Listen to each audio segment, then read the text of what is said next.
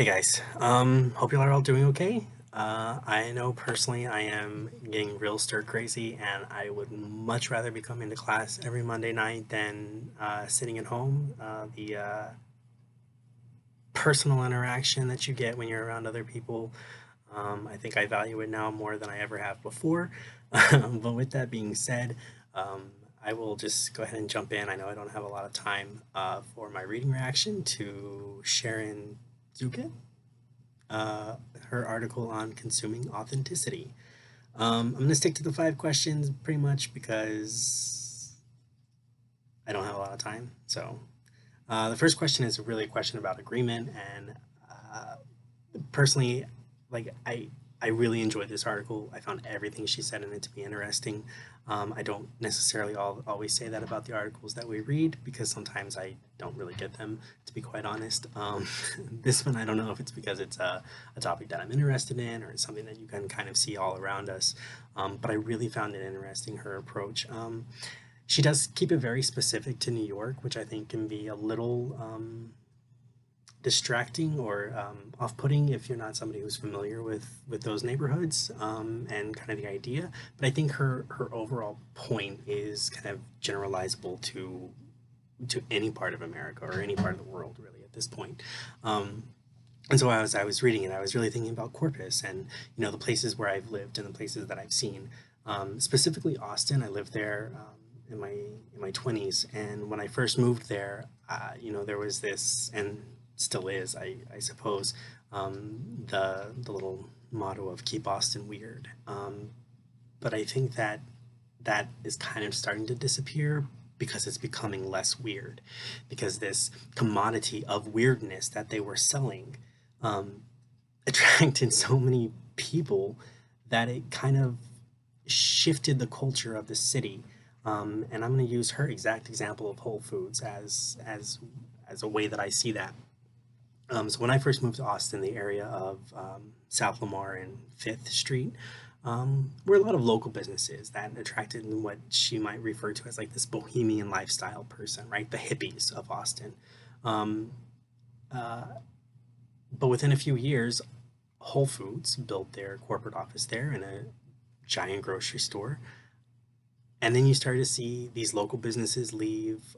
You started to see more upscale businesses move in and kind of take over and force this weirdness out to the periphery.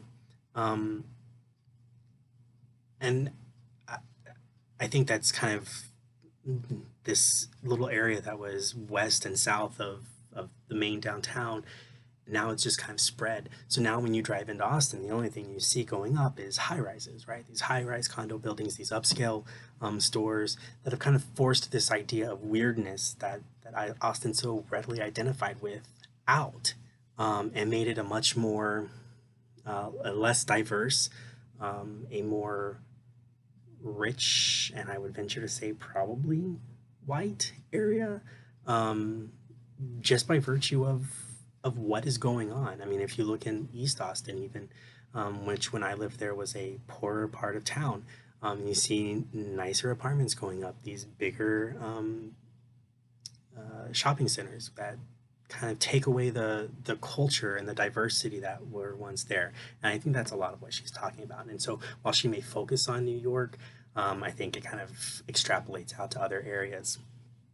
However, I don't think that she attempted to cover too much ground in her article. I think she focused mainly on these ideas of kind of setting up what she was defining as this consumption authenticity. Which, I mean, we talked about authenticity just a couple of weeks ago, and I think she's saying the same thing that we kind of talked about then. That authenticity kind of um, you know it kind of changes based on what people are looking for, and um, she keeps it within these areas. She certainly doesn't try to cover every aspect of gentrification. I think there's a lot of other aspects that could have been that you could talk about. She focuses mainly, I think, on the racial aspect, um, and on what it does to the area itself. And I think that those are valid aspects to look at, without trying to get too deep into the weeds.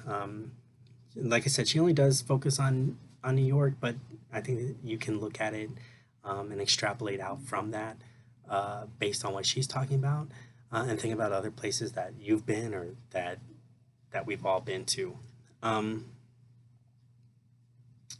as far as as alternative approaches, I don't really know that there are any other alternative approaches to take to a topic like this. I think certainly the racial aspect is an important one. Um, and I think that her approach of looking for authenticity is applicable, as we discussed a few weeks ago, like I just said, when we were talking about the Olive Garden. Um, but I think the issue of race is obviously a major role in many cultural phenomenons, and so it can be applied and is applied. Um, the last thing that I want to say is we're asked this question about further avenues of study, and she certainly doesn't suggest any. Um, uh, but as I read it, I really started thinking about, what does it do to us as we continue to just migrate the same type of person into areas, right? So um, these like-minded people all living in one little area, and how does that affect us politically? I mean, think about it in a time where our where the presidency is determined not by popular vote, but by this weird electoral college, which is a discussion for another day. Um, what does it do when we put certain people or like-minded people all in one area, um, so that we kind of only do this group think, right, where everybody I know thinks this way, so that has to be the way that it is, when in reality there's this much more complex um, system out there that we kind of forget about. And I think that that's what it does. I think that's what it allows us to be able to do. We get into this groupthink mentality, and we forget that there are other aspects or other opinions or views out there, which helps us to forget that.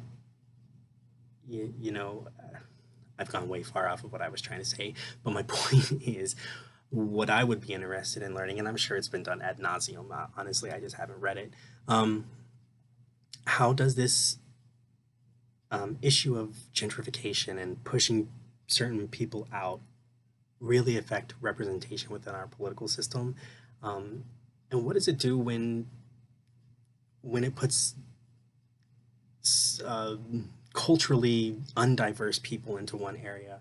And how does that affect what we view and how we view our our uh, our political system? If that makes any sense, I'm not really sure it does. I'm talking kind of fast and I'm not talking very clear, probably. Um, Maybe I can try to create a better idea in my own head. But overall, I really enjoyed this article. I liked reading it. I thought her points were all valid, and that it really created something for me to think about as far as how we position ourselves within the world. I think my dog just fell off the bed. Um, anyway, I hope y'all are all doing great, and I hopefully will get together in person at some point in the near future. Otherwise, y'all have a great day.